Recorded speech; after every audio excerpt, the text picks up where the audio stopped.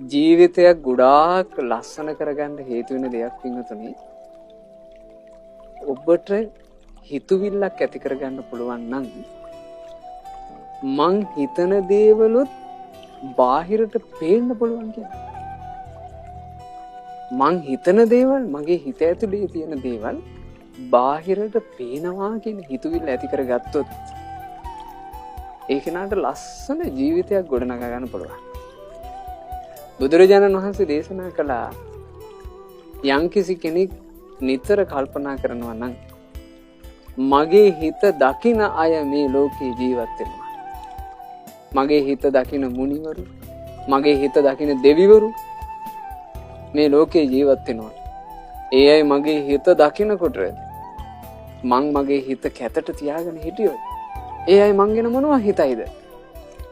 ආන් එහෙම කල්පනා කරන්න පුළුවන් නම් ඒ මනුස්සයාගේ ජීවිතේ එන්නම ලස්සන පිරිසිදු ජීවිතයක් බවට පත් කරගන්න පුළුවන්. හිත ගොඩාක් ලස්සන කරගත්ත මිනිසෙකුට අවංකව දෙවියන්ට පින් අනුමෝදන් කරන්නත් පුළුවන්.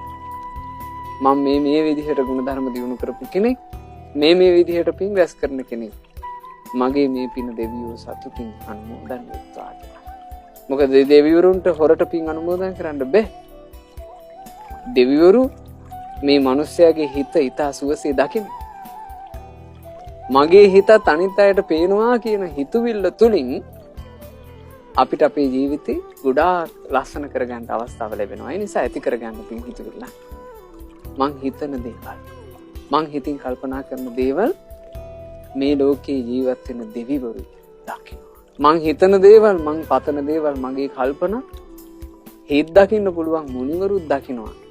ඒ නිසා මං ලස්සන හිතක්, වැරදි නැති හිතක්, දොස් නැති හිතක් හදා ගන්න ඕන කියන අදහස ඔබ ඇති කරගන්න.